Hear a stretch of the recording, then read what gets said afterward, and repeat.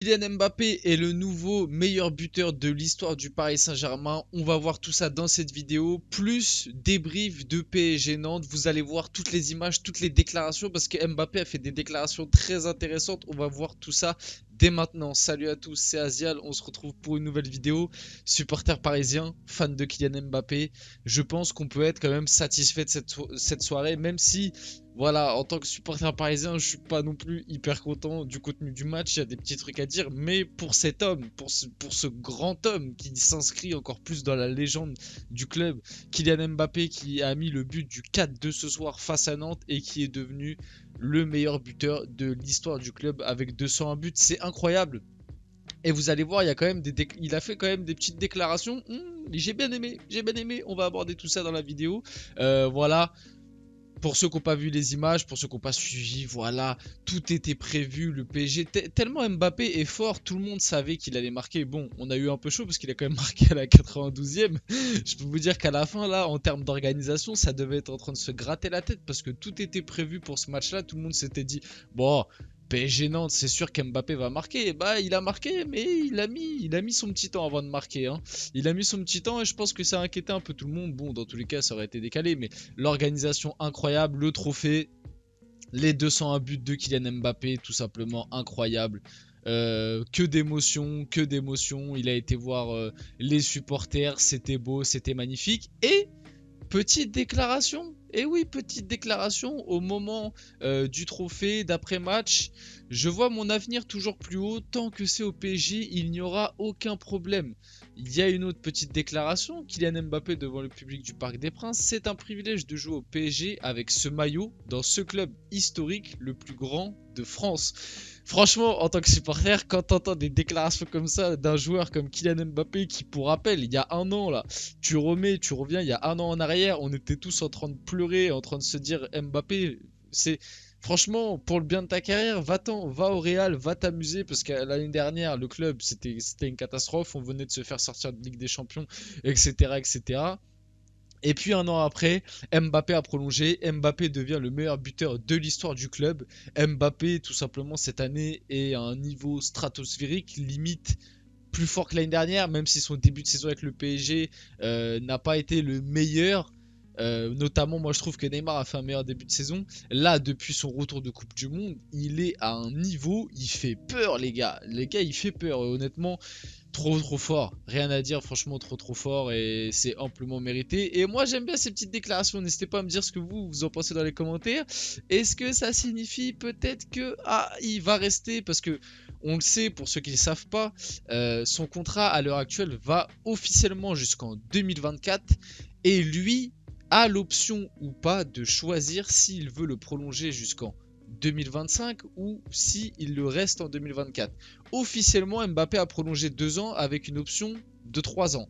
Voilà, avec ce genre de déclaration, j'ose espérer et j'ose à penser que dans son idée à lui, il compte peut-être prolonger son contrat jusqu'en 2025 et ça ferait plaisir pour l'avenir du club, etc. Après, je pense que la performance en Ligue des Champions va beaucoup compter. Bref, en tout cas, j'ai kiffé les déclats et je pense que vous aussi. On passe tout de suite au match parce que oui, il y a eu un match ce soir, il n'y a pas juste eu une cérémonie pour fêter Mbappé.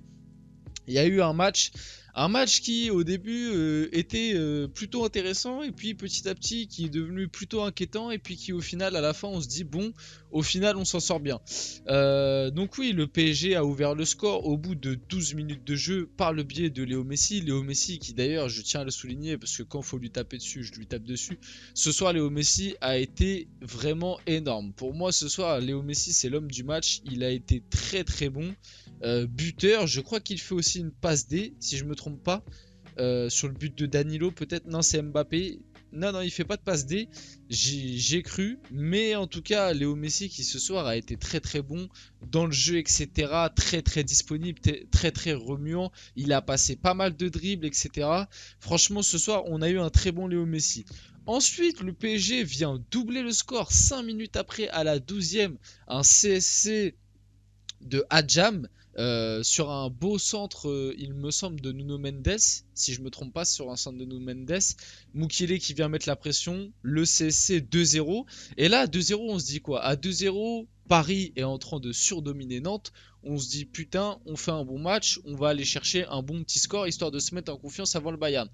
Et la patatras, Ludovic Blas qui dans un angle fermé vient, il l'a avoué en fin de match qu'il voulait centrer, donc il a fait un petit peu une Christophe Jallet pour ceux qu'on la ref. Il centre excentré, Donnarumma qui s'était un peu avancé parce qu'il avait anticipé le centre en retrait je pense et qui voulait faire une sortie. Ça le trompe, Nantes revient à 2-1, tu commences à sentir qu'il y a un petit trou de vide côté PSG, que tu commences à encaisser de plus en plus d'occasions, tu commences à perdre de plus en plus de ballons, tu commences à de moins en moins avoir le contrôle de la balle et vient le 2-0 sur un coup de pied arrêté. Encore une fois, le PSG, on est catastrophique sur les coups de pied arrêtés, que ce soit corner ou coup franc, on n'est pas bon alors que pourtant individuellement parlant, on a des bons joueurs de tête et c'est Ganago d'ailleurs qui a mis le 2 partout sur corner et ça honnêtement ça fait plaisir pour lui parce que voilà, on sait qu'il a traversé un moment très très difficile récemment. Il a perdu sa fille pour ceux qui savent pas, donc toutes mes condoléances. Et franchement, ça fait plaisir, même si bon, voilà, c'est contre Paris, donc bon, automatiquement, ça me fait pas plaisir, mais pour lui, ça fait plaisir, voilà. Et puis j'espère que cette étape de sa vie lui passera, enfin qu'il arrivera à surmonter ça. Et que voilà, ça sera pas un frein pour sa carrière. Bref, je suis très mauvais pour ce genre de discours, mais je pense que vous avez compris ma bonne volonté en tout cas sur ça. Et voilà, tout mon soutien à Ganago. Bref, du coup, 2 partout pour le PSG. À ce moment-là, voilà, comme je vous l'ai dit, moins de conservation de ballon, plus de perte de balles, on est plus mis en danger, etc. Et puis vient la blessure de Mukiele, qui c'est sur un contact. Ça c'est vraiment le point négatif. Sur un contact, il se fait marcher sur le talon d'Achille, hein. Le talon d'Achille décidément en ce moment au PSG c'est pas le truc le plus récurrent, hein. Kipembe a perdu un talon d'Achille à Marseille. Là Mukiele qui se fait marcher sur le talon d'Achille qui est sorti directement. Et puis Marquinhos, pareil, problème de hanche. Apparemment Galtier aurait dit en conférence d'après-match que ce serait simplement un coup. On espère parce que si c'est plus qu'un coup, si c'est un truc qui a craqué ou quoi, ça peut être dangereux. Et à mon avis, à 3 jours du Bayern, je pense que on n'aura pas Marquinhos. Mukiele, pareil, apparemment, c'est juste un coup. Enfin, c'est en gros, on lui a marché sur le talon, donc ça doit être un peu éraflé et petite douleur. Mais je pense que c'est pas si grave que ça.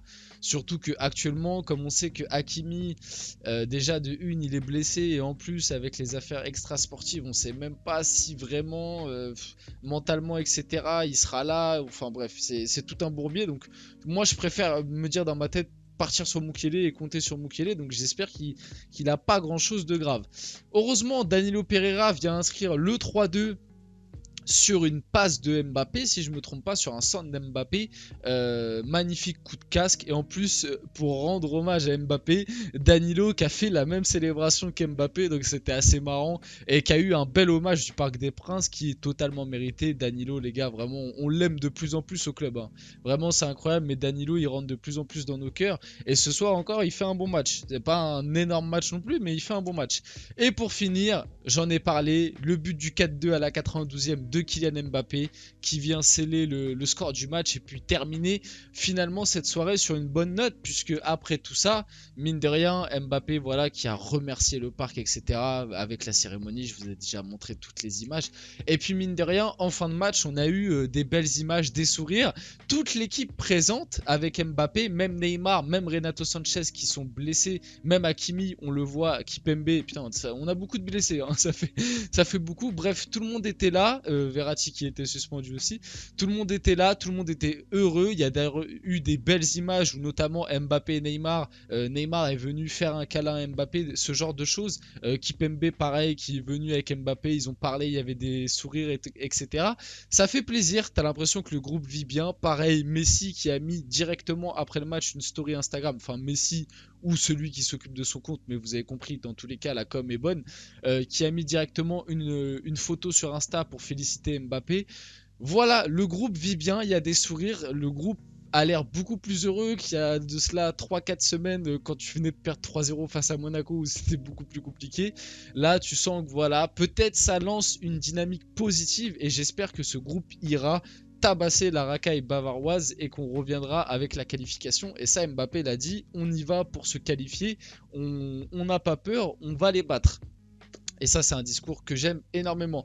En tout cas, je pense que j'ai un petit peu tout débriefé dans cette vidéo. Comme je vous dis, le petit point négatif, c'est que défensivement, surtout sur les coups de pied arrêtés, on est encore très très fragile. Mais bon, il y a ce groupe qui, t'as l'impression, est en train de revenir. T'as l'impression que chacun commence à pousser dans le même sens, donc ça fait plaisir. Vite fait, avant quand même que la vidéo commence, je vais parler un petit peu de prestations individuelles. Côté nantais, Blas, Ganago, et je mettrai Castelletto, Palois, j'hésite entre les deux. Je trouve on fait des bons matchs. Et côté parisien, Messi fait un très bon match. Vitinha, Fabian Ruiz, j'ai beaucoup aimé aussi. Nuno Mendes fait un très bon match. Danilo fait un très bon match. Ramos fait un bon match. Et en flop côté PSG, je mettrais, enfin flop c'est un grand mot, mais on va dire ceux qui ont été un peu moins bons je trouve ce soir. Je mettrais Donnarumma pour sa petite erreur. Et je mettrais Zahir Emery parce que ce soir il était positionné en tant que numéro 6 et il a eu pas mal de pertes de balles assez dangereuses qui je pense, c'est pas dramatique. Mais voilà, je pense que c'est le fait de la jeunesse et que peut-être 6, je pense que c'est pas le poste où il est le plus mis en valeur. Je pense qu'il serait mieux en 8, en relayeur. Donc voilà, je mettrai ces deux-là. Et après, sinon, tout le reste a été bon. Honnêtement, tout le reste a été bon. Voilà, c'est tout pour cette vidéo. Le petit like, le petit abonnement, le petit partage. C'était Asial et on se retrouve très rapidement pour une prochaine vidéo.